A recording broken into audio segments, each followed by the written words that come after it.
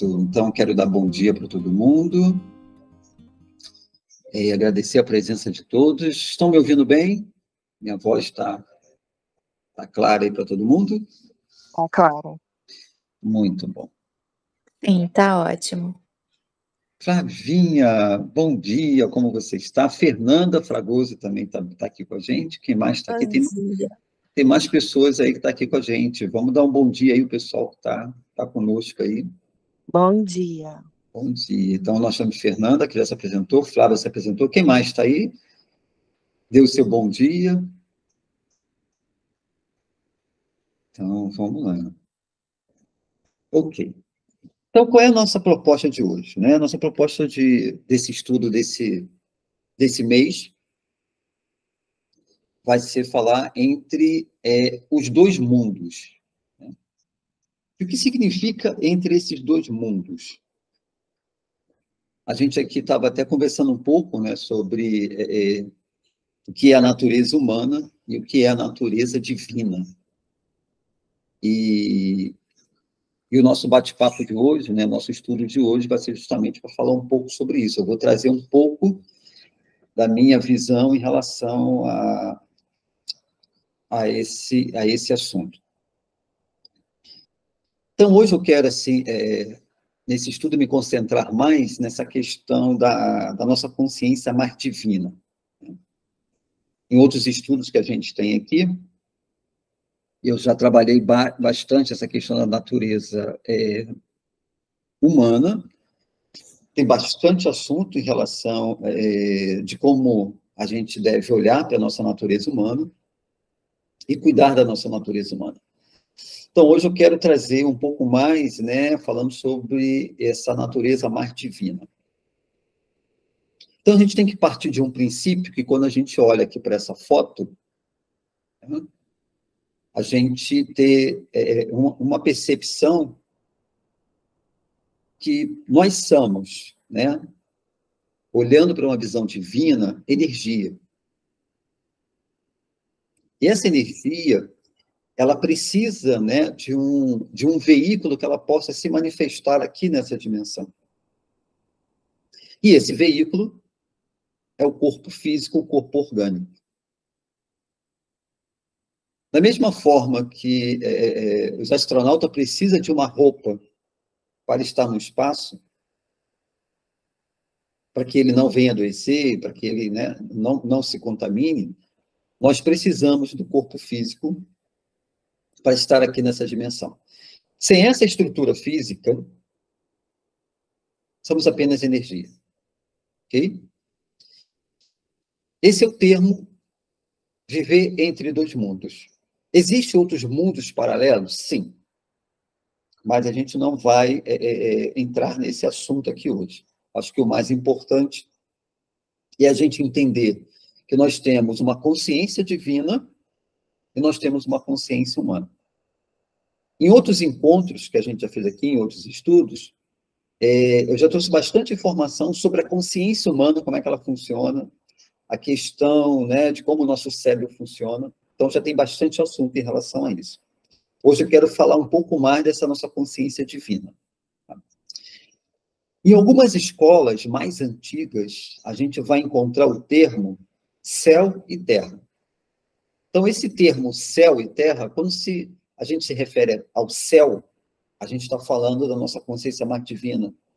Né? Então, todas as vezes que nós temos o hábito de olhar para o céu, né, de olhar para as estrelas, de contemplar o mundo acima de nós, a gente está justamente consciente ou inconscientemente fazendo essa ligação com o nosso divino interno. Ok? Em algumas tradições, eles vão chamar de um mundo vertical, né, a verticalização, e a Terra, um mundo horizontal. Para que a gente mantenha um equilíbrio, a gente tem que ser uma pessoa que tenha momentos de conexões mais verticais. Tá? Que momentos são esses? Né? Momentos como a gente ter uma prática diária de ficar conosco. Esse ficar conosco, eu gosto muito de trazer a estrutura da prática do silêncio. Então, aqui atrás de mim já tem até aqui, né, esse simbolismo, essa figura, né, de Siddhartha, Buda, no qual aqui representa essa conexão com o divino dele. Ou seja, na tradição tibetana, eles chamam isso de vida interior. Nós precisamos ter vida interior. E essa vida interior, ela parte aqui para nós como uma disciplina, né, de todos os dias, você encontrar, né, um momento do seu dia de você ficar com você, de você se recolher, né, de você fechar os olhos para o mundo aqui fora e observar o seu mundo interno. Isso que a gente chama de prática do divino, chamamos também como vida interior, o recolhimento, né, da sua consciência externa para o mundo mais interno. Okay? Essa é uma das formas assim, mais simples para que a gente mantenha essa conexão céu e terra e essa aproximação entre a minha consciência humana e a minha consciência divina. Se a gente fica muito conectado com a consciência da matéria, a gente acaba se perdendo um pouco nisso. E vamos nos distanciando dessa consciência mais divina. Então, existe uma frase em algumas escolas, né? O quanto eu estou, né, me dedicando para estar próximo da minha unidade divina. E aí é interessante a gente olhar para a nossa vida e perceber a nossa rotina. E, de alguma maneira, para aqueles que realmente, né, já despertaram, que já estão numa consciência de entender que a vida não está só baseada nessa dimensão mais humana, que a gente é o tempo todo, né, ali, inserido e bombardeado, precisa ter essa rotina, ou melhor, encaixar essas práticas nas suas rotinas. Eu sei que cada um aqui está num momento de vida diferente e é muito claro para mim, às vezes, conseguir encaixar dentro da rotina esse momento de ficar com você. Tá? Mas eu também acredito que 5 minutos todos os dias é melhor do que nada. Tá? E, de alguma forma, se a gente continuar insistindo nesses 5 minutos, a gente começa a passar para 10, para 15, para 20, e vai chegar um momento que a gente vai ter uma intuição, uma percepção, de começar a substituir algumas coisas da nossa vida, que a gente percebe que aquele momento ali não está me trazendo nenhuma construção, e eu substituir por uma prática mais de autoconhecimento e de autocura. Bom, então acho que a gente consegue harmonizar essa consciência céu e terra na nossa vida. Tá?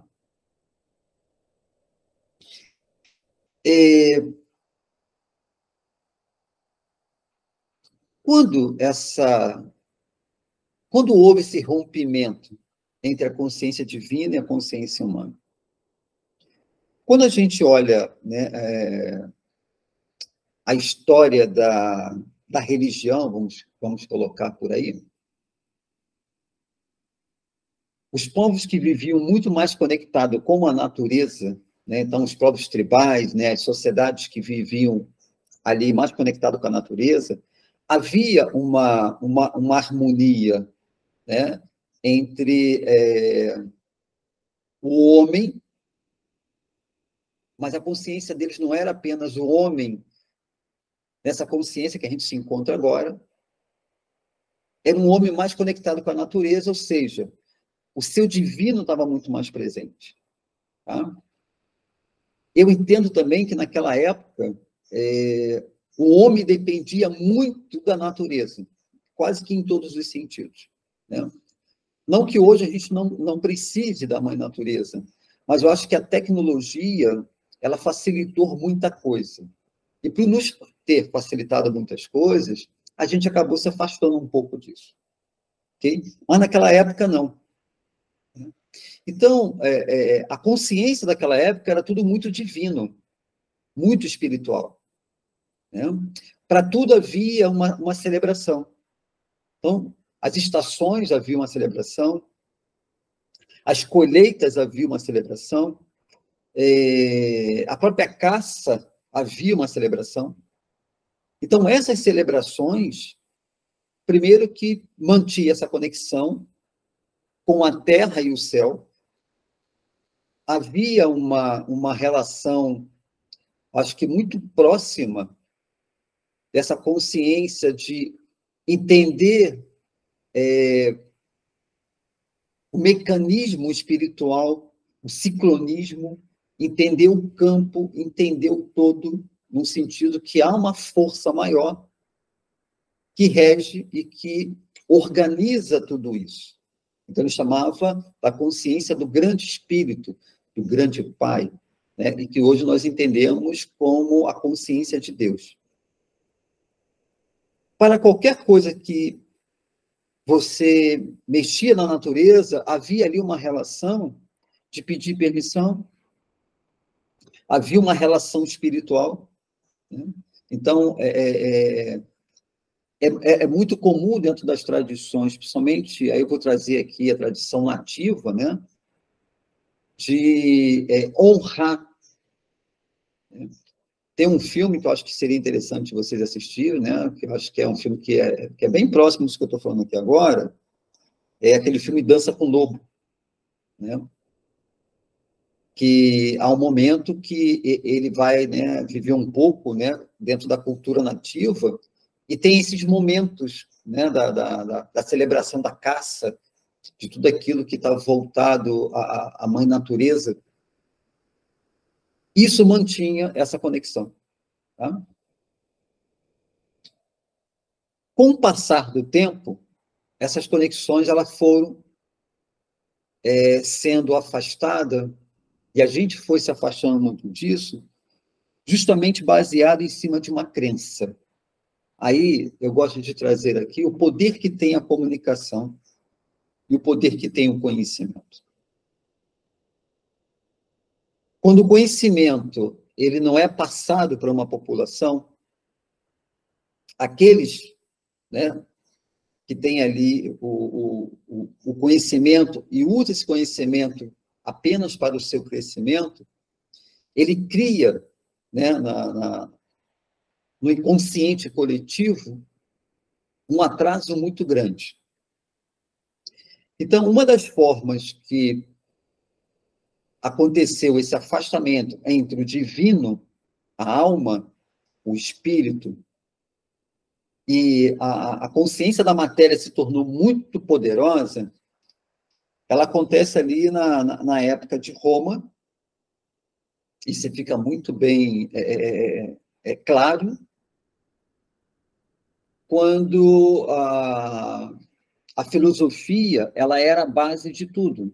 Né? Então, um filósofo, ele era o psicólogo, ele era o médico, ele era o curandeiro, ele era o padre, tudo estava ali associado à filosofia.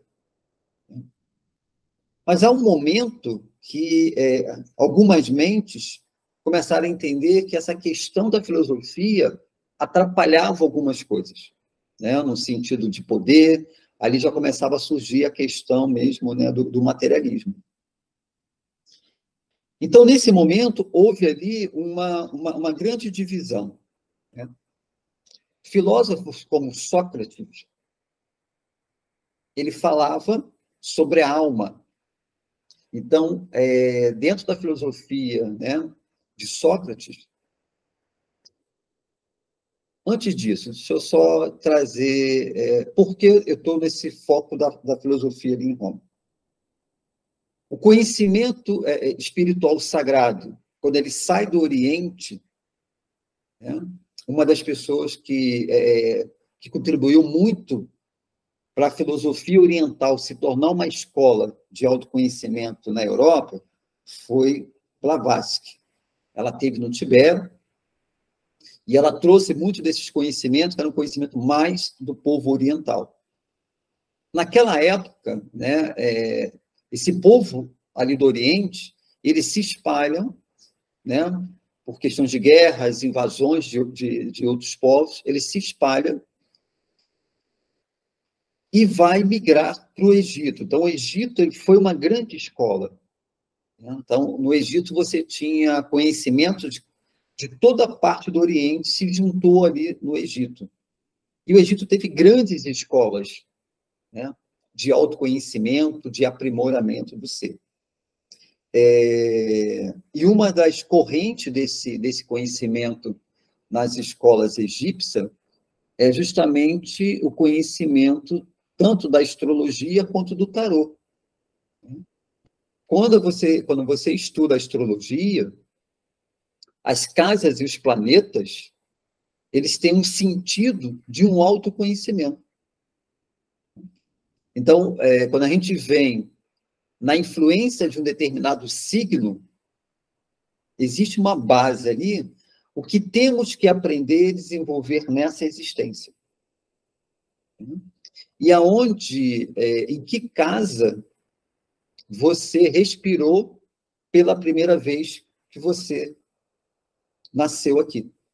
Então, a casa que você dá o seu primeiro, né, a sua primeira respiração, ali acopla-se a vida nesse plano, né, nessa matéria chamada orgânica, há um porquê. E a casa onde se encontra. Partindo desse princípio, essa é uma visão muito holística e sistêmica, que, por exemplo, né, eu sou peixe de casa 7. Existe um significado e um propósito de eu vir nessa existência para entender todo esse conhecimento do pisciano, que está ligado à parte mística, está ligado à parte de conhecer o inconsciente, o meu inconsciente, o inconsciente coletivo. O peixe ele tem aquela coisa de olhar para o próximo, de ajudar o próximo. E na casa 7, a casa 7 é a casa das relações, em todos os sentidos. Né? Ou seja, essa minha conexão com a energia de pisciano, ele vai estar inserido, né, em tudo aquilo que eu estiver relacionado. Estou dando um exemplo para a gente ter assim, uma noção de como a gente olha para um mapa e faz as leituras. Né? Então, hoje, já com a bagagem, né, de vida que eu tenho, e com a certa idade que eu tenho, quando eu olho, né, lá do começo até esse momento agora, fica muito claro. Né? Como pisciano, eu trabalho dentro dessa área da saúde mental, tanto da natureza humana quanto espiritual, né? E 24 horas por dia eu respiro isso. Ou seja, todas as minhas relações, tudo aquilo que eu estou relacionado, que tem a ver com a casa 7, tem a ver com o signo de peixe. Ok? Só para a gente ter uma noção que, assim, esses estudos, ele não era algo visto como apenas uma coisa mística e esotérica, não. Né? Um sentido muito claro para nos orientar. O estudo do tarô parte também desse princípio, né? Porque, assim, cada arquétipo é uma natureza e uma habilidade que nós vamos desenvolver ao longo da vida. Então, são 22 arquétipos, são 22 conhecimentos que nós vamos ter que desenvolver em nós. Uma outra forma de olhar o tarô é que, em determinados momentos da nossa existência, alguns daqueles arquétipos vão estar fazendo parte. E aquilo ali é para o nosso aprimoramento. Então, olha como todo esse conhecimento místico, ele tinha um propósito, né? Tirar o homem da inconsciência para uma consciência mais divina. Mas, naquela época, só as grandes castas, né, tinham acesso ao conhecimento. De uma forma geral, a grande população não tinha acesso ao conhecimento. Aquilo ali era uma forma de poder. Tá?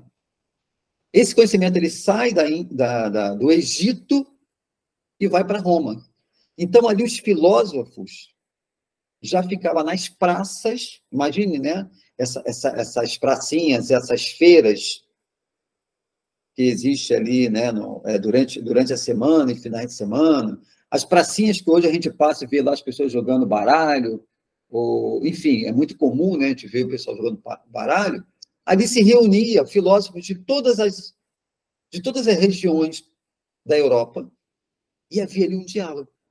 A filosofia era dessa forma, né? Então, as pessoas elas não tinham acesso aos livros, mas ouviam os filósofos ali, né? Trazendo a construção do ser. Sócrates falava da alma. Sócrates dizia que antes da nossa existência como humanos, já existia um campo espiritual, já existia uma consciência, espírito, alma, divino. Ok? Mas houve um momento que se precisou ter uma visão um pouco mais rudimentar, vamos colocar assim, sobre a vida. E aí, nesse momento, surge também um filósofo chamado, acho que foi Descartes, se eu não estiver enganado, e Demócritos, isso. Quando ele desenvolve uma matemática, e através da matemática ele consegue, então, explicar muita coisa sobre o universo e sobre a vida. E aí surge, então, a consciência do plano material. E nesse momento surge a ciência. Tá? Depois de Roma, surge um período, né, da caça às bruxas. Na realidade, a igreja, né, quando eu falo igreja, não estou falando do cristianismo.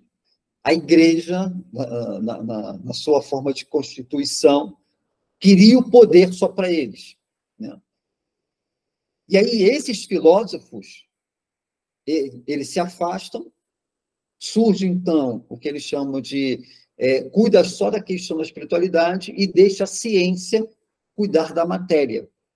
Houve o rompimento. Então, nesse momento, céu e terra, eles se separam, ou seja, a ciência se separa da visão espiritual, da vida. Então, esse olhar do todo, ele rompe.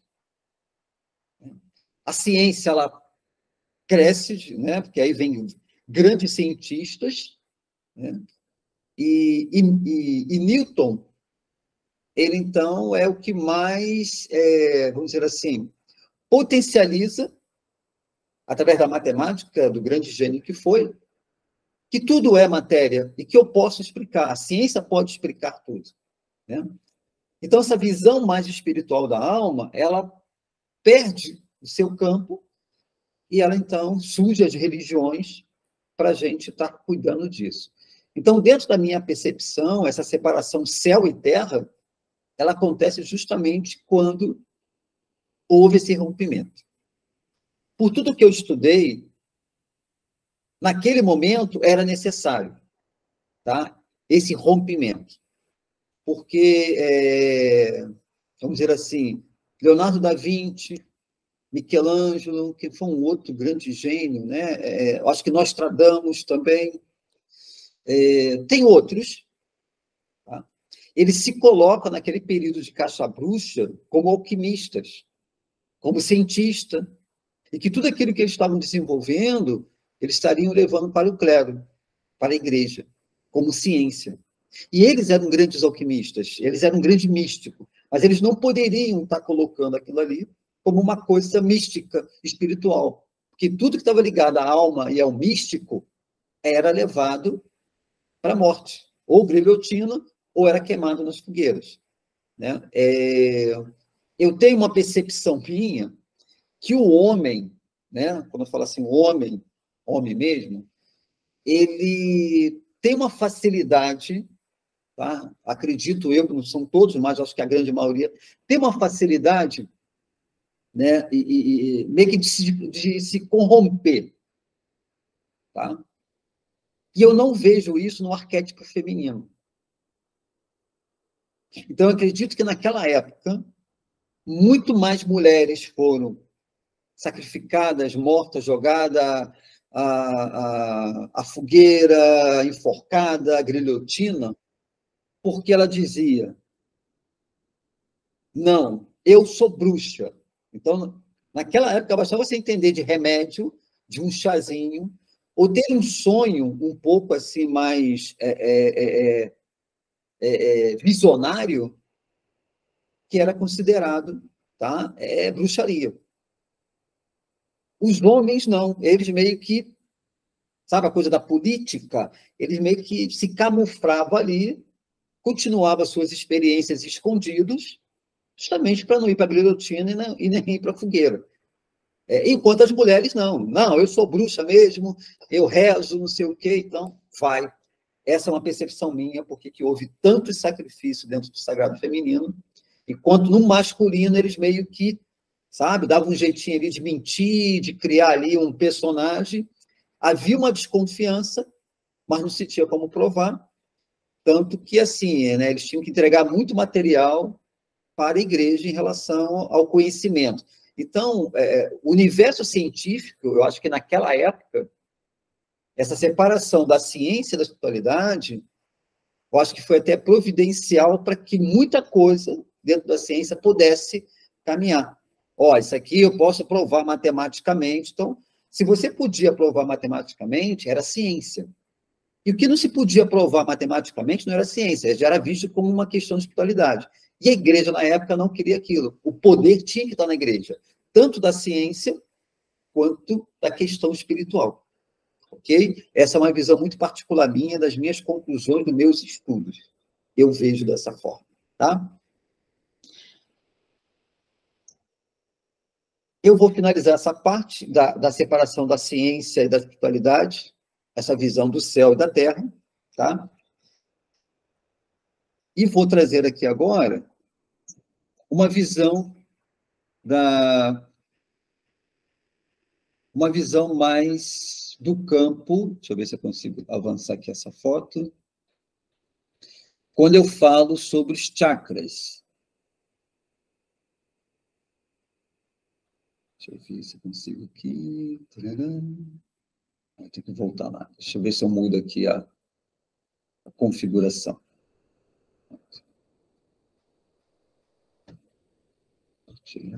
Tá, aqui, acho que aqui eu consigo. Pronto.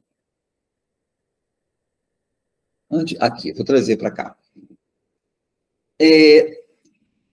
Nessa foto aqui, a gente pode ter uma visão clara.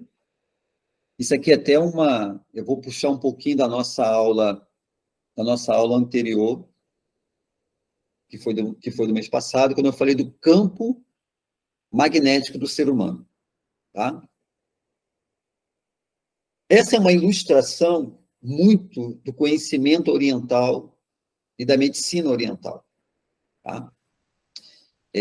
Uma visão, né, do nosso corpo energético visto de uma forma muito ampliada. Ok? E uma das coisas que a gente vai perceber ali, esse sistema de 7 chakras. Né? Os chakras, dentro de uma visão do campo energético, eles estão associados à consciência. Então, o primeiro chakra, que a gente chama de chakra raiz, ele está associado ao instinto de sobrevivência. Então, a criança, né, ali nos seus primeiros meses de vida, ela tem apenas um instinto ou uma consciência, que é a consciência de sobreviver. Tá? Comer e dormir, comer e dormir. É isso. Tanto se qualquer outra mãe chegar ali e vir alimentar ela, ela vai se alimentar de qualquer maneira. Por quê? Porque o instinto ali é de sobrevivência. Ok? O segundo chakra, ele se desenvolve no momento quando a criança começa a ter a consciência da relação, né? A relação do olhar. Ele começa a conhecer o pai e a mãe pelos olhos, né? Então, ele começa a associar que aqueles olhos faz parte daquele ambiente. Então, o segundo chakra é justamente o envolvimento, tá? Entender o meu ambiente, som, cheiro, né? O primeiro chakra é o instinto. Como é que ele conhece a mãe? Ele começa a conhecer a mãe pelo olfato, pelo cheiro da mãe. Então, há um olfato, há ali algo, né, quentinho me alimentando, e quando a mãe está alimentando ali a criança, né, enfim, eu agora não vou conseguir lembrar disso, eu sei disso pelos estudos, que essa conexão, né, do olhar da mãe para o bebê é o que faz ali as primeiras conexões a nível do amor, né? Então, o nosso primeiro momento que a gente tem uma conexão de identificar algo prazeroso que nos conecta, né, que parece que faz parte do nosso sistema, é o olhar, porque foi o que nós desenvolvemos ali naquele momento. Então, o segundo chakra, ele está baseado nisso. O terceiro chakra, né, ele já está... Então, o segundo chakra abaixo do umbigo, o terceiro na altura do umbigo. Esse é o momento que a criança ela começa a ficar forte, ela começa a ter muita vitalidade, e nesse momento ela começa a interagir fora do ambiente dela. Então, vamos colocar aí que aí ela tem 6, 7, 8 anos, vamos botar dentro dessa faixa etária, e ela então vai conhecer outros ambientes, fora do ambiente da casa familiar dela, quando é levada para a escola, aquela coisa toda. Nesse chakra, né, que é o terceiro chakra, a gente está desenvolvendo o nosso empoderamento. Tá? E é muito comum dentro da... Aí eu vou trazer um pouquinho aqui para a nossa psique, a forma como nós, criança, reagimos a primeira vez que a gente foi colocado num ambiente diferente e longe do pai e da mãe, a reação que acontece ali, ele fica gravado. Tá? Gravado de que forma? Se aquilo se repetir muitas vezes. É comum, né, da criança, quando é deixada na escolinha pela primeira vez, ela chorar, ficar preocupada com a mãe. Acho que a grande maioria acontece isso. Naquela primeira semana, ok? Mas se isso se estender muito, aquilo vai ficar no inconsciente. E como é que o cérebro... Não tem como a gente ficar separando, né? Como é que o cérebro vai entender isso? Muitas das vezes, ele entende e registra aquilo ali como uma forma de abandono. E, na realidade, ela não foi abandonada. Ela não foi excluída. Foi como ela identificou aquele ambiente. Há crianças que não. Né? Deu aquele chorinho, aquela coisa toda, mas daqui a pouco já está interagindo com as crianças.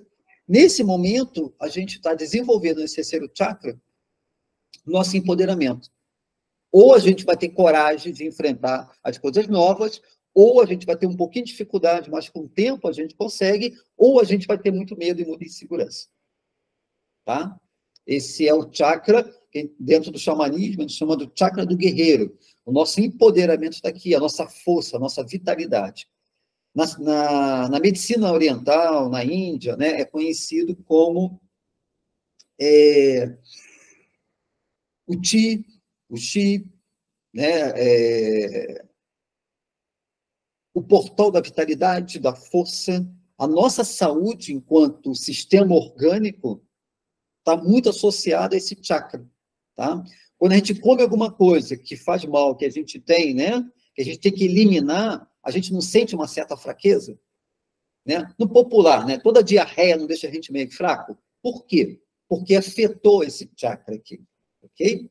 Então, a consciência desse terceiro chakra é justamente isso. E aí nós temos o quarto, que é no centro do tórax, na Índia conhecido como Anahata Chakra, ou a morada da alma. Para eles, essa consciência energia, né, essa consciência divina, que é uma energia, ela vai justamente ficar aqui no centro. Para mim faz muito sentido, né? Centralizar. Quando a gente fala assim, você precisa ir para o seu centro, né? Você está muito nas bordas, você está muito no céu, na terra, né? Tem pessoas que assim, ou é sim ou não, né? Oscila muito, vai para o centro. Tá? Então, para mim, faz muito sentido eles terem esse conhecimento que essa consciência divina habita aqui no centro do tórax, que é diferente do órgão chamado coração. Tá? Então, todas as vezes que você vivenciou uma experiência e deu aquela pontada aqui no centro do peito, significa que a alma sentiu, né? Ou, de repente, do nada, você está na sua casa, fazendo alguma coisa assim, e vem aquela pontada no centro do peito, né? Sempre lembrar que não tem nada a ver com o órgão do coração que fica do nosso lado esquerdo, aqui no centro. Então, assim, alguma coisa mexeu profundamente com a nossa alma. Uma outra forma que eu uso também, essa consciência desse quarto chakra, é um exemplo, né? Eu fui convidado para alguma coisa, eu tenho que fazer uma viagem, ou seja, algo que realmente eu preciso ter uma percepção. Eu procuro, dentro do meu silêncio, perguntar ao meu campo, pergunto à minha consciência maior, devo ir? Faz parte do meu caminho? É isso mesmo? Ou seja, uma pergunta. E espero. Possa ser que naquele momento você sinta uma pontadinha. Deu? Na minha experiência, já disse, não. Ok? Eu senti um mal-estar, eu senti algo que e deu aquela pontada. Não. Tá? Às vezes é muito comum para mim, eu estou aqui em casa e de repente, do nada, eu começo a dar aquela pontada como se fosse assim uma falta de ar, alguma, sabe? Eu já paro tudo e vou meditar. Eu não sei o que é uma energia. Então, faço minhas preces, encaminho, né? Ressignifico, estou curando, estou encaminhando. E depois vou, né, ficar em silêncio até que aquela dor passe. Passa uns dias, alguma coisa assim, né? Algum conhecido, um aluno, alguém, fala assim, poxa, mestre, teve um dia que eu precisei tanto do senhor, nossa, eu chego a chamava seu nome. E às vezes eu vou fazer esse link. Às vezes alguém está precisando ou está se conectando comigo, tá? E dependendo da sensibilidade que a gente consegue atingir na vida, a gente sente essa pontada aqui, a narrata. Ok? Laríngeo, o chakra da comunicação. Então, eu estou aqui com vocês agora e eu preciso codificar o meu conhecimento numa linguagem que fique fácil para todo mundo entender. Então, esse chakra bem trabalhado, ele tem a ver com o poder da comunicação. O que eu falei aqui hoje já, né? Que, assim, olha como eles usam a comunicação para criar sistemas e crenças que muitas das vezes nos limitam. A gente nunca viu essa energia da comunicação, esse poder ser tão bem usado para manipular a grande massa e criar sistemas de aprisionamento. O dom da palavra. Esse chakra, você vai usar ele, né, de uma forma para libertar as pessoas, você pode aprisionar as pessoas. Tá? Centro da testa, o Ajna. Ajna significa aquele que comanda, aquele que tudo vê. Por isso que nas práticas de meditações, eu sempre indico, pega toda a sua consciência e traz para o centro da testa. E aí tem uma coisa interessante, né, que eu quero compartilhar com vocês, que quando o cientista, aí vou falar da física quântica, deixa eu trazer a física quântica aqui para o nosso bate-papo. Quando a física quântica ela começa, então, a ser desenvolvida, eu quero um dia aqui fazer uma palestra, eu quero convidar uma conhecida minha, que é dentro dessa área da física, estuda física quântica, ela vai saber explicar muito melhor do que eu não tenho ainda essa habilidade toda. Eles começam, então, a estudar sobre o cérebro, e eles, então, fazem um convite, né, esse grupo de cientistas, que começa, então, a entender, olha, muita coisa a física de Newton não explica, a gente fica limitado, mas a gente sabe que tem alguma coisa mais acontecendo. Existem fenômenos acontecendo que nós não temos como explicar com a matemática de Newton. A coisa começa a se estender. Tá? E a física quântica vem justamente para preencher, ela não vem substituir, ela vem complementar uma física, né? Dentro da minha percepção. E aí é quando ela começa a ter fórmulas matemáticas para explicar esse mundo mais espiritual. esse mundo mais da alma, esse mundo que eles chamam de mundo quântico, que são mundos paralelos ao nosso. Então, a gente vive na terceira dimensão, mas tem quarta dimensão, quinta dimensão, sexta dimensão, sétima, eu acho que vai até a 15ª, se eu não estiver enganado. Tá? E que, de algum momento, a gente consegue interagir. Por que 7 chakras? Dentro desse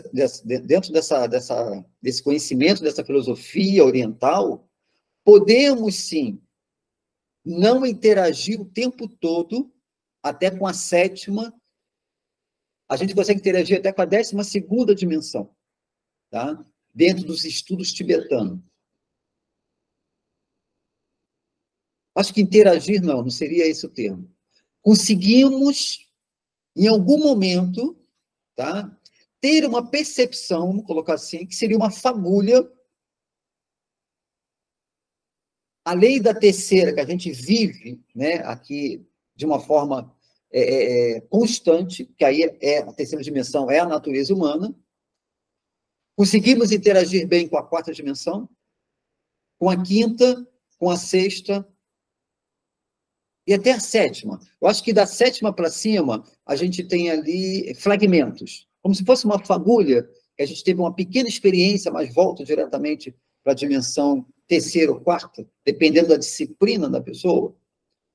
Nessas escolas dizem que a gente pode, ok? Mas a gente tem algumas conexões, algumas experiências. Tanto pode ser espiritual, pode ser mediúnica, ou através do sono, quando a gente vai dormir, que a gente vai interagir em outras dimensões. É claro que quando a gente acorda, a gente não tem essa noção que teve nessas dimensões. Muitas das vezes, aqueles que têm já uma boa disciplina, uma mente bem alinhada e dorme de uma forma muito correta, uma qualidade de sono, tem fragmentos que, cara, eu sei que eu tive vários sonhos, eu só não consigo explicar quais. Já está ótimo, porque não é para a gente ficar lembrando de todos os lugares que a gente foi. A nossa mente lógica não tem estrutura para isso. Tá? Por isso que a gente não consegue lembrar ali nitidamente sobre isso. Mas qualquer dia a gente vai fazer uma aula aqui falando sobre a arte de sonhar. Aí eu trago mais informações. Tá? Então, quando eu pratico a meditação, eu trago a consciência para cá, os neurocientistas começaram a entender que esses monges tibetanos tinham áreas do cérebro muito mais desenvolvida do que aqueles que não meditavam. E aí é quando há essa aproximação da ciência, entendendo mais sobre o cérebro, e precisou ir lá para o Oriente para entender, né, um grupo de seres, né, que já tem uma escola falando sobre a mente há mais de 5.000 anos. E eles começam a pegar, principalmente essa questão da área da meditação. E com o avanço da neurociência, o que eles entendem? Que essa área frontal do cérebro é a área associada ao desenvolvimento, à criatividade, a percepções, né? E todas as pessoas que lidam com essa área da criatividade, do poeta, do músico, do compositor, enfim, têm essa área muito mais ativa do que aqueles que trabalham mais com uma coisa mais prática e materialista, mais calculista. Ou seja, se na Índia diz que o Ajna é esse aqui, que quando você traz a sua consciência para cá, você expande, você tem outras percepções, a neurociência comprova que nessa área central do cérebro, que eles chamam do córtex pré-frontal, é a área da criatividade e da imaginação. Pessoas que têm essa área mais desenvolvida são mais felizes. Pronto. A gente não vai falar aqui hoje sobre neurociência, que eu já falei sobre isso. E aí a gente começa a entender que esse chakra aqui, ele teve uma contribuição muito grande para o nosso crescimento enquanto desenvolvimento da nossa espécie humana. Tá? É o que a ciência hoje fala. Além desse do centro da testa, nós temos um outro aqui que fica entre o centro da testa e o topo da cabeça, que ele é um outro chakra, que a gente estuda isso quando a gente vai estudar sobre, de uma forma mais espiritual e energética. E você tem o topo da cabeça, que é o chakra de 1000 pétalas. Esse é que faz a conexão. E a glândula que está associada a ela é a pituitária, que a gente conhece como a pineal. Ela que nos liga a essa consciência mais divina, que a gente chama de céu. E é essa glândula, com esse chakra e o do centro, que faz a conexão mente divina e mente humana. Ok? Quando a gente escuta assim, se permita o seu ser divino te orientar, essa primeira orientação, ela começa aqui. E o que faz essa conexão? Aí eu volto de novo, prática de silêncio, prática de meditação. E a pergunta é, o quanto tempo você se dedica em ficar em silêncio e ficar com você? Se eu tenho um tempo maior, organizei minha vida para isso, é claro que eu vou ter uma orientação muito, muito melhor. E essa orientação vai se refletir na minha história de vida. A minha vida vai ficar mais organizada. Por quê? Eu, enquanto um cargo de um facilitador, de um terapeuta, até como um cargo, né, de uma liderança espiritual dentro do xamanismo, eu não tenho resposta para todo mundo. Eu tenho as minhas respostas para a minha caminhada. Por quê? Através da minha conexão, eu recebo. Eu posso ter fragmentos, uma intuição, uma percepção, mas eu não tenho as respostas para as pessoas. Eu tenho as minhas respostas. Então, qual é o meu trabalho? Explicar sobre isso que eu estou falando aqui. Olha a importância de você ficar em silêncio. O meu trabalho é ajudar essa pessoa a ter uma disciplina. O meu trabalho é ajudar essa pessoa a que ela crie mudanças na vida dela, que ela tenha uma vida que ela possa, então, trazer para a vida dela esse movimento, esse hábito de ficar mais com você. Tudo que você busca já está em ti. São tantas frases, né? Quando Jesus diz, vocês podem fazer o que eu faço até muito mais. Então, ele já está falando dessa consciência divina. E aí fica, sabe, essa semana acho que eu até coloquei, escrevi numa meditação, que a gente sabe o que tem que fazer, todo mundo sabe o que tem que fazer, ou a grande maioria, mas por que não consegue? Porque nós não fomos educados para ter disciplina. Então, fica muito desafiador a gente realmente olhar para a vida das pessoas e não conseguir entender por que elas não conseguem fazer essas mudanças na vida dela. Deixa eu trazer aqui uma outra. Então, aqui nós temos, né, o nosso campo, conexão céu. Essa visão aqui do círculo é o que a gente chama do nosso ovo luminoso, em algumas tradições, ou o nosso campo magnético. Ok? Aqui está acima de 7 chakras, mas tudo bem, tranquilo, a gente não vai entrar nesse detalhe. Os principais são esse. Tá? Esse aqui a gente chama de um chakra intermediário, no qual liga o chakra do topo da cabeça com a nossa centelha divina, ou a nossa consciência divina, ou seja, nessa consciência que está ali armazenado todas as experiências, né, que esse ser divino, que essa consciência divina já teve. Então, se eu colocar aqui agora, quantas reencarnações eu tenho? Eu não sei exatamente quantas reencarnações eu tenho. E todos que estão participando aqui também não sabem. Agora, se estão aqui num domingo, a essa hora me ouvindo, a gente tem uma boa bagagem. Tá? Não é a primeira vez que a gente está vivenciando essa experiência chamada encarnação humana. E aí fica a pergunta, tá, se não é a primeira vez, por que há tanta dificuldade em relação a realizar o meu propósito? A minha experiência é porque eu não consigo ter acesso à minha bagagem kármica, à minha bagagem enquanto ser divino. E o que impede de eu não ter esse conhecimento? duas percepções minhas, tá? Gente, quando eu falo minha, significa assim, né, que um dia eu recebi, ou através dos meus estudos, eu cheguei a essa conclusão. Então, eu estou aqui compartilhando com vocês.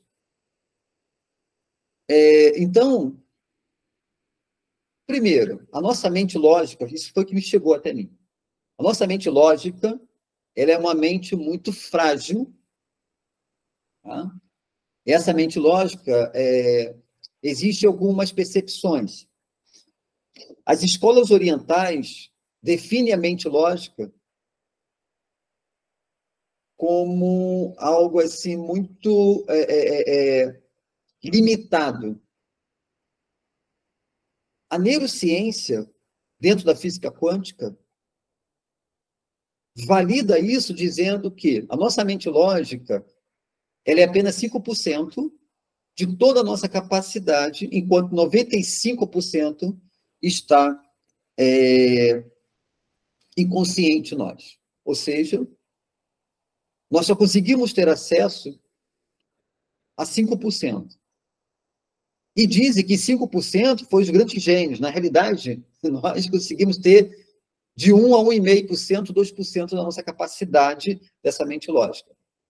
Acredito que a partir disso, a gente não consegue acessar todo o nosso conhecimento. Uma outra coisa muito prática e simples. Eu não consigo ter acesso de tudo aquilo que eu já estudei, desde o primeiro momento. Eu tenho a minha percepção, que eu acho que é a primeira vez que eu me interessei sobre livro de filosofia, eu devia ter uns 16, 17 anos. Eu não esqueço disso. O primeiro livro que eu li foi Magias e Mistério no Tibete. Eu me lembro que, às vezes, eu passava minhas tardes deitado no chão, lá do quintal da minha casa, deitado com um livrinho assim na mão, estudando, porque aquele livro me levou, né? Eu, por ser um pisciano, tenho uma mente muito fácil de viajar. Eu me transportava para aquele livro. Ok? Eu consigo ter essa lembrança desse livro. Então, a partir dali, eu comecei a me interessar. A partir dali, eu acho que essa mente mais, vamos dizer assim, mais inteligente, ela começou a se desenvolver. Eu vou dizer para vocês, então, assim, 40 anos de estudo. Você acha que eu consigo lembrar de tudo que eu já estudei? Nós que estamos aqui, a gente não consegue. Eu não consigo acessar tudo que eu já estudei na minha vida. Por quê? Está no meu inconsciente. Está arquivado. Eu tenho que ter alguns gatilhos para que isso venha. Esse aqui, como a gente está aqui agora, é um gatilho. De repente, vem uns insights, fala sobre isso, aí algo que eu estou falando aqui puxa, ok, dessa forma vem. E o conhecimento de toda a nossa bagagem de vidas que nós já tivemos. Esse, então, fica mais distante. Mas, através da prática da meditação,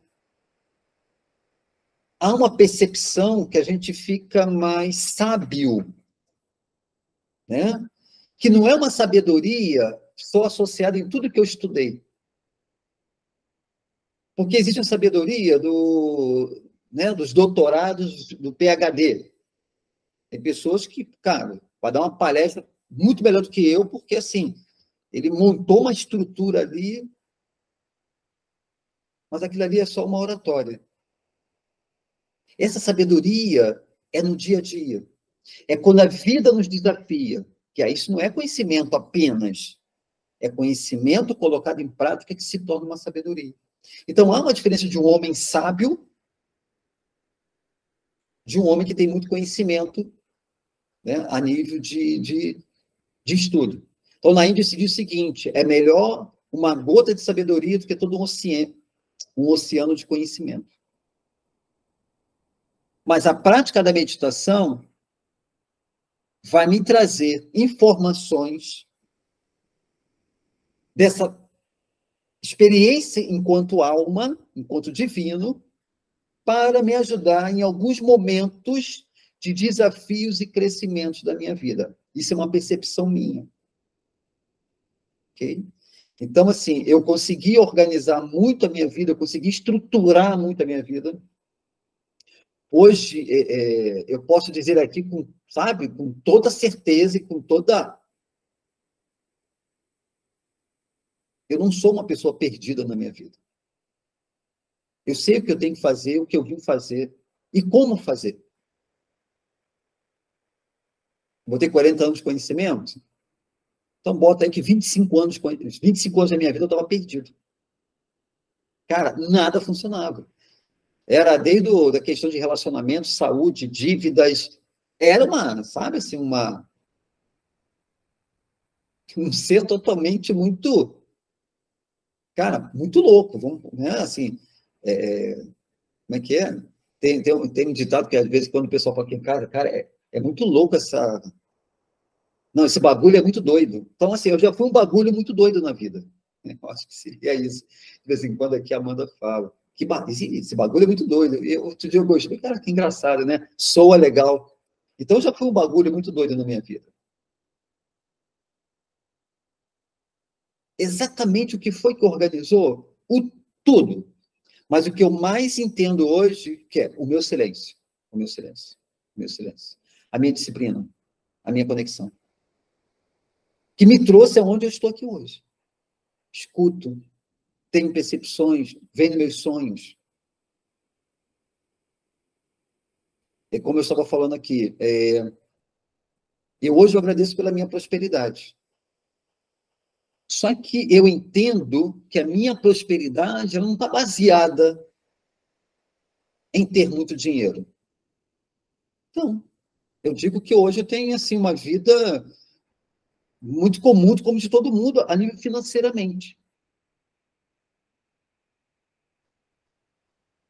Mas alguma coisa me ajudou a estruturar, mesmo não tendo muito financeiramente, mas eu consegui me estruturar. E dentro dessa estrutura, estou morando num lugar que eu sempre sonhei, próximo da natureza. Sim, a nível certo eu não quero um pouco mais do que isso aqui, né? Eu tenho meus sonhos, mas hoje eu trabalho com aquilo que eu quero, faço as minhas horas, graças a Deus financeiramente estou num período muito bom, estou num lugar maravilhoso, numa cidade com uma mente coletiva muito boa, uma cidade com uma saúde mental legal, pessoas, né, assim, boas, de você encontrar na rua, olhar para elas, dar bom dia, todo mundo se conhece, ou seja, só que essa é a minha visão de prosperidade. A energia chamada dinheiro é importante? Bastante. É uma energia poderosa. Mas ela não é a felicidade no qual se vende. Então, olha o que é a comunicação. Um dia nos colocaram que nós só seremos felizes se a gente tiver muito. Não. Eu digo que você tem que ter o necessário para organizar a sua vida, que é o que eu tenho hoje. Eu tenho o necessário para organizar a minha vida. Né? Dentro do momento que eu me encontro hoje, está equilibrado. Não era assim. Isso é uma conquista de 15 anos para cá. Não era assim. Porque se dinheiro fosse a base da felicidade, não estou aqui falando mal do dinheiro, é como se colocaram, como vender isso para nós. Pessoas ricas e milionárias não se suicidavam. Suicídio, gente. Suicídio é quando você fala, cara, minha vida não faz sentido. E materialmente, o cara pode ter tudo o que ele quiser. O que fica comprovado que não é isso? Não era a questão do dinheiro que trazia a felicidade dele. Ele não encontrou o seu propósito enquanto alma para trazer para o mundo. Essa é uma frase muito da filosofia oriental. Serás lembrado pela sua obra. A nossa imortalidade é a nossa obra. O que você vai deixar para o mundo quando você não estiver mais aqui nessa dimensão? Se você não deixou nada, cai no esquecimento. Estou aqui vivendo no Ashtra, né? A alma que idealizou isso aqui não está mais nessa dimensão. Mas por quantos séculos ele será lembrado por essa obra? Porque se minha filha continuar aqui, vai dar continuidade. Os filhos deles já tem neto. Se continuar aqui, vai dar continuidade. E sempre vão contar a história que foi o bisavô dele, tataravô, que idealizou esse projeto aqui, um ashram, uma comunidade de viver todo mundo junto. Será lembrado pela sua obra. Esse cumpriu o papel da alma dele. Né? Então, assim, eu tive o prazer de viver com ele durante 30 anos. E era isso, sabe? Ele era, teoricamente, desapegado das coisas. Não tem, está feliz, e vamos cantar. Se aquilo era real, cara, se era real ou não, ele sabia lidar muito bem com isso. Né? Assim, as 4 estações, a gente vive, eu vivo as minhas estações. Né? Eu costumo dizer que o inverno ele é o mais desafiador, mas eu aprendi a viver com meus invernos. E eles são curtinhos, sabe? Meu inverno é curto. Por quê? Porque eu sei que faz parte da vida viver o inverno. Não faz parte esse inverno ser 3, 4 meses, 1 ano, 2, 3, 10. Pô, peraí, 5 anos nessa mazela, tem alguma coisa errada. Você está dizendo não para as coisas que precisam ser mudadas. O inverno é a morte. Ou seja, você tá preso às coisas que já morreram. Então, não tem primavera, que é o renascimento, o verão é a prosperidade, né? E o outono, ele é aquele momento do equilíbrio. Hoje eu vivo o meu outono. Né? Aí daqui a pouco vem um verãozão, aquela coisa de curtir, pô, tudo está fluindo, né? Muito trabalho, legal. Né? E a primavera é sempre uma coisa nova. Quando eu vim para cá, eu vim viver minha primavera. Tem 6 anos que eu vivi minha primavera. Agora estou vivendo meu outono. Né? De vez em quando vem um verão aí, muito trabalho, as coisas, sabe, fluindo, expandindo, esse é o verão. Okay? De vez em quando vem o inverno, uma coisa que tem que morrer, eu tenho que mudar isso.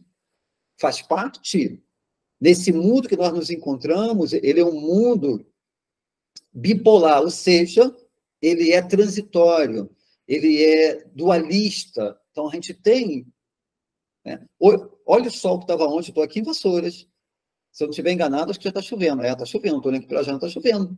Gente, onde estava um dia de céu azul, lindo, quente, onde estava quente. Olha como é que está hoje. Já está chovendo. E aí? Eu tenho controle sobre isso? Não. Eu só tenho que colocar a roupa adequada, alimentação certa para passar o dia de hoje e me proteger do frio. Isso é a sabedoria. E não ficar brigando e lutando sobre isso. Ok? Deixa eu só fazer um negócio aqui rapidinho, ocultar, que eu vou mudar aqui a imagem. Só um instante.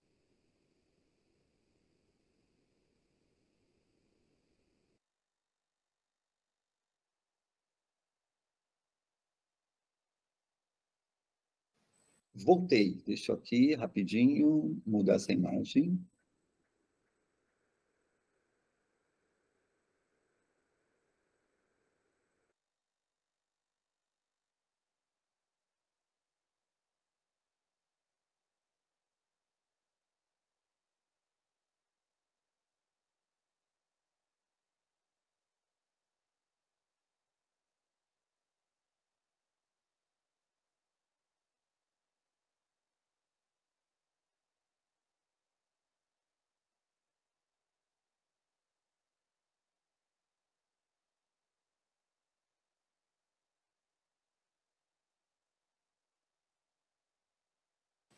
Pronto, retornei.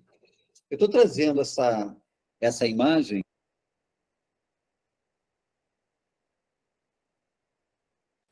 Estou trazendo aqui essa imagem, que é uma imagem, vamos dizer assim, mais mística, né? Dentro de uma tradição xamânica e nativa. Ali representa, dentro desse desenho que a gente está vendo aqui, temos o ser, que é essa matéria, né? O nosso corpo físico. Acima dele há uma consciência aqui de um outro corpo e tem algo mais divino. Né? A minha interpretação é que esse aqui é um ser mais divino, conectado. A gente tem um símbolo aqui do universo dentro dele. e aqui nós temos um C mais, mais oculto, né? Eu posso ilustrar esse desenho xamânico, né? Ele é um desenho xamânico das três consciências. E essas três consciências, a gente vai pegar os 7 chakras e fazer uma divisão. O primeiro chakra, que é o chakra raiz, deixa eu ver se eu consigo voltar aqui, que eu acho que vai ficar melhor. Deixa eu ver aqui. O primeiro chakra, que é o chakra raiz,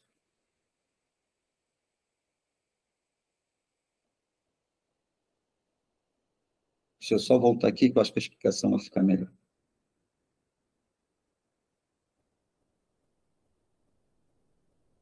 Pronto. Os 3 primeiros chakras, que é o chakra raiz, nós vamos ter uma visão que ele é o chakra que está associado a tudo aquilo que é a matéria. Instinto de sobrevivência, relacionamentos e apegos. Tá? O apego é o terceiro chakra, que é o chakra da força.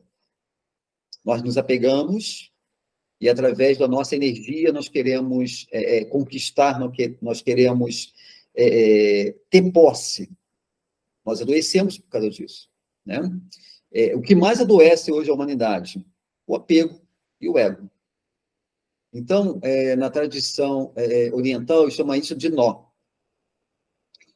O segundo seria aqui no centro, que é o chakra do coração, está associado às relações, o relacionamento no sentido mais emocional. Tá? E o de cima, no centro da testa, o mental. Então, há 3 tipos de mazelas, vamos colocar assim.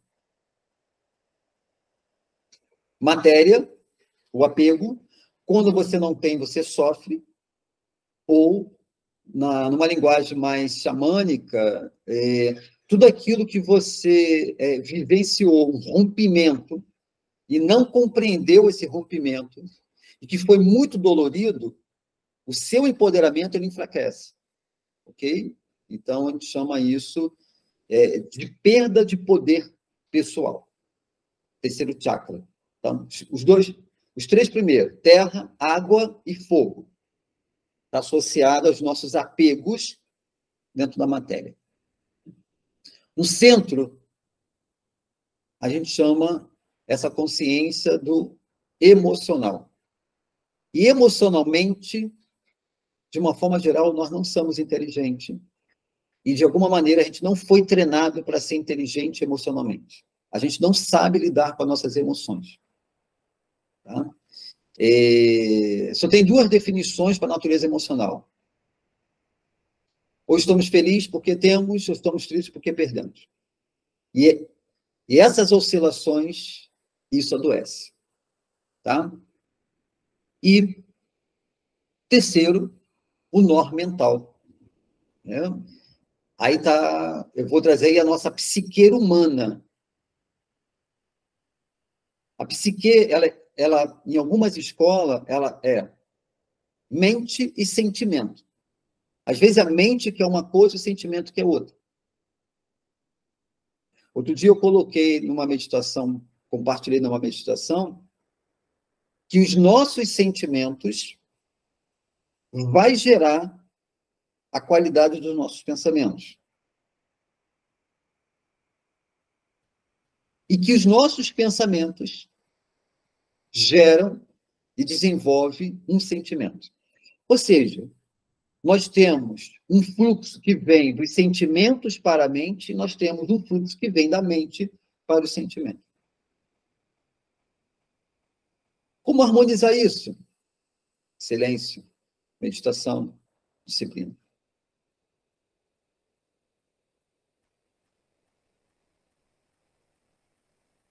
Esse campo maior aqui, okay? Que a gente chama do nosso campo espiritual, os xamãs chamam de ovo luminoso, parece um ovo. A ciência chama isso hoje de epigenética ou campo morfogenético. Dentro desse campo,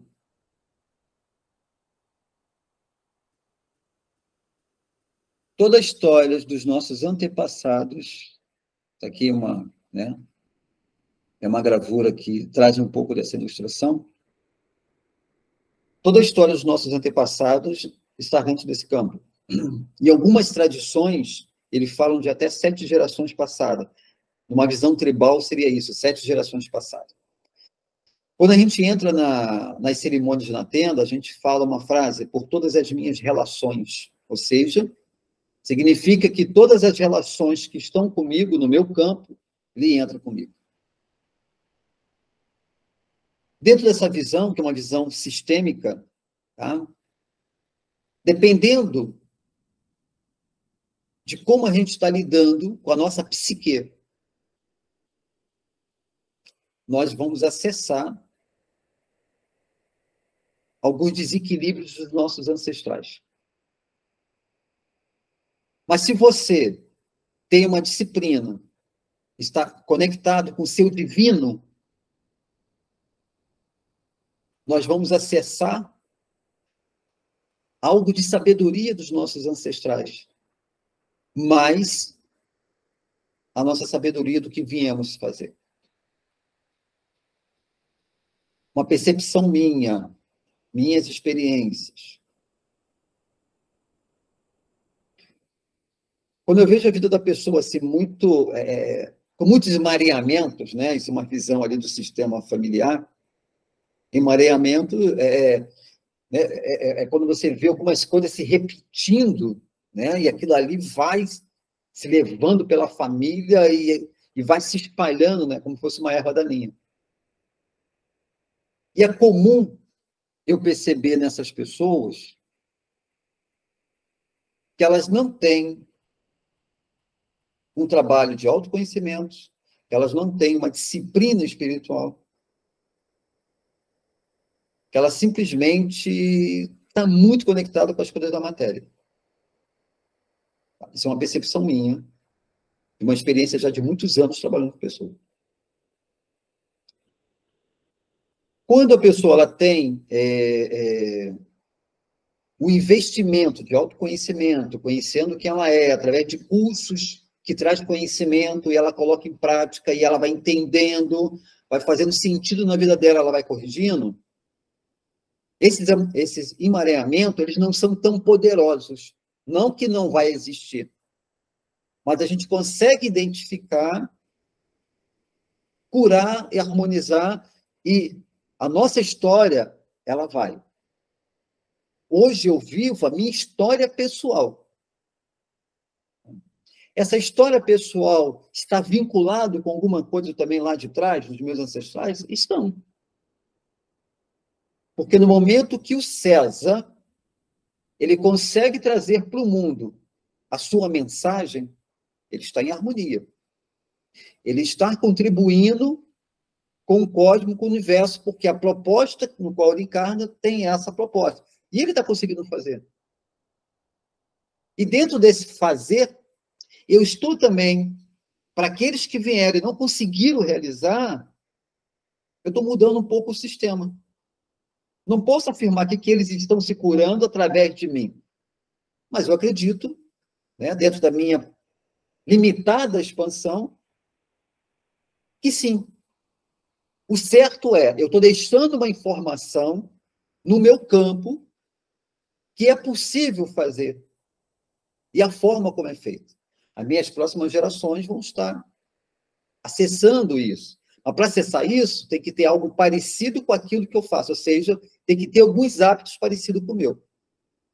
Então, na minha família, eu tinha rezadeira, eu tinha curandeira, né? Meu pai, de tradição cigana, ele era um homem muito mágico, mexia com magia, né? Fazia as coisas na vida acontecer, enfim, todo um processo.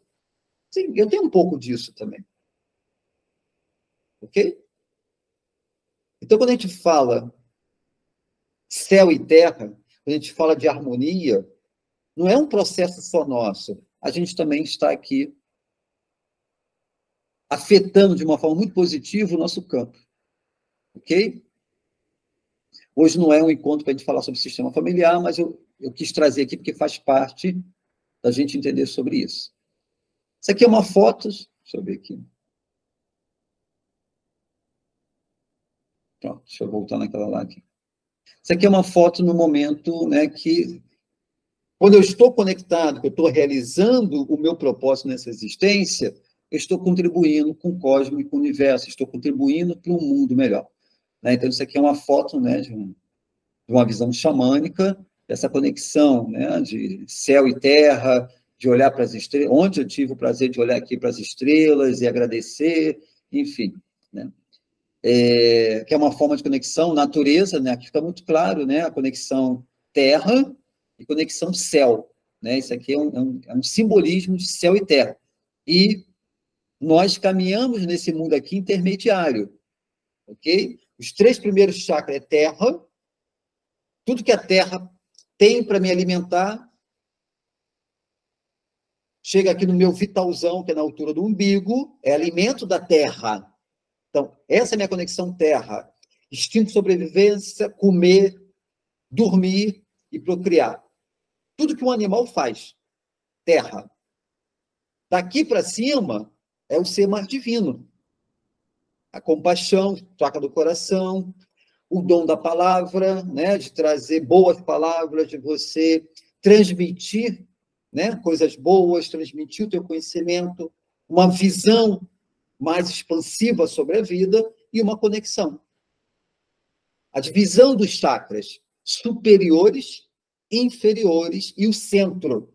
Eu estou no centro, modulando esses mundos. Então, ou seja, entre 2 mundos, né, que foi um tema que a gente abriu nosso estúdio, entre os 2 mundos. Transitamos entre esses 2 mundos. O que modula isso? O que equilibra isso? Uma disciplina diária e constante, tá? Faz essa modulação. Essa disciplina diária e constante são práticas, são vivências, que você vai ter uma experiência ali nas suas meditações. Hoje, nem tanto, né? Hoje foi um dia que eu não acordei muito cedo. Fui dormir tarde ontem, onde foi um dia que eu vivi mais a minha matéria, né, com a minha família. Então, fui dormir muito tarde ontem e hoje acordei um pouquinho tarde. Não fiz um tempo maior de meditação. Mas no dia anterior, nossa, acordei 5h30 da manhã, fiz quase 1h30. Tive uma experiência fantástica nas minhas práticas de meditações, sabe? Algo assim, cara, legal. E aquilo, sabe, da minha parte da manhã, assim, eu fiquei numa conexão muito divina, muito de plenitude, agradecendo. Eu fiquei na energia da gratidão.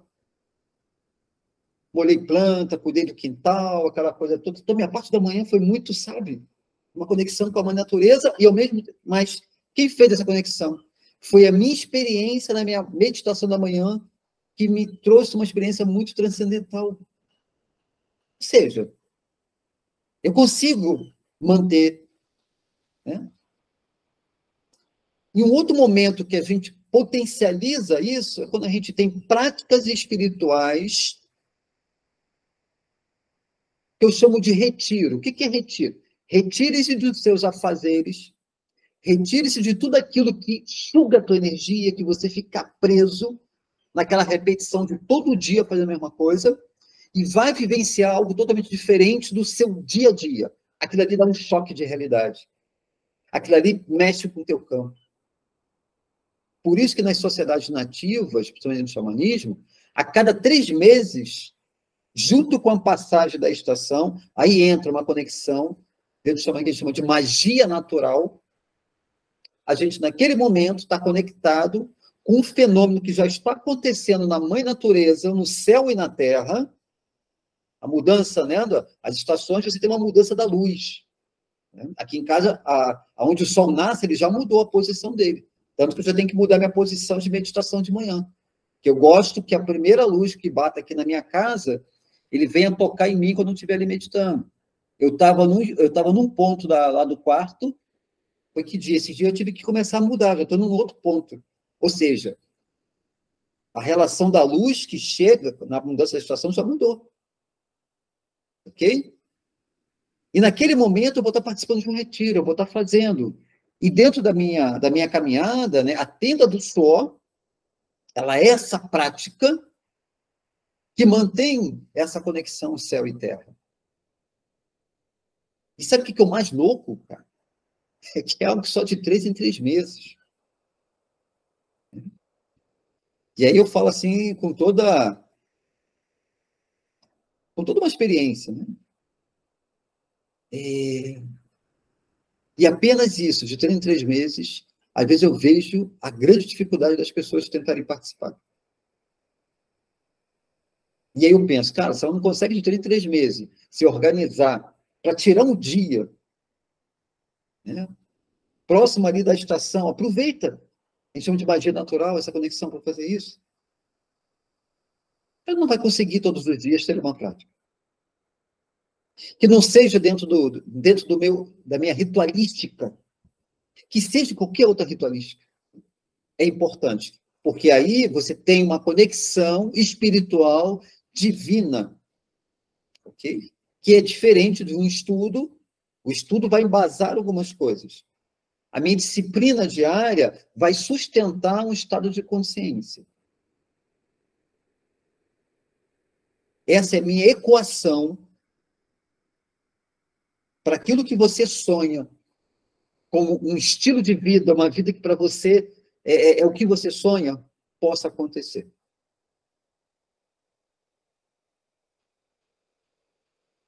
É isso, gente. Eu agora vou deixar aqui em aberto para a gente fazer um bate-papo. Perguntas, agora vocês vão participar. Ok? É agora com vocês. Eu vou estar aqui em aberto, esperando aí algumas perguntas, alguma coisa nesse sentido aí para vocês. Deixa eu só interromper aqui. Tá.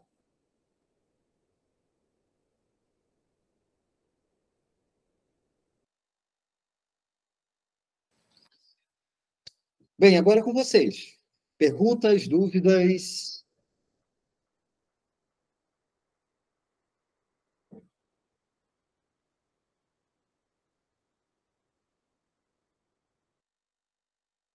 Raquelzinha está aí com a gente.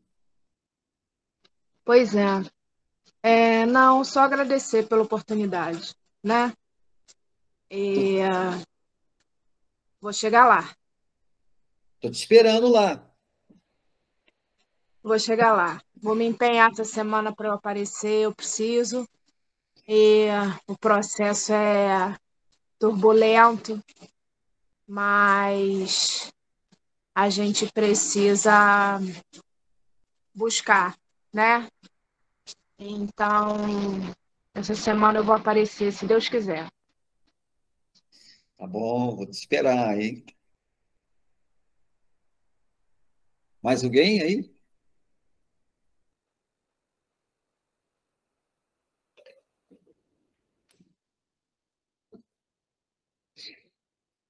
Mais alguém, gente? Alguém quer perguntar mais alguma coisa? Abriu minha câmera. Posso dar um?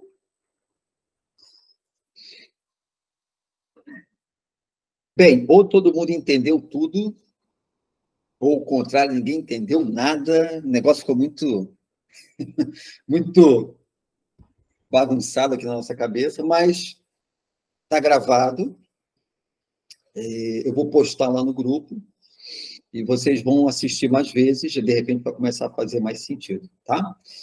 Então, vou fazer assim, nós vamos finalizar aqui hoje. Eu quero agradecer a participação de todo mundo, tá? E aí, eu acho que já no próximo mês, né? Porque semana que vem já termina esse mês de agosto, né? Na outra semana, a semana que vem já termina.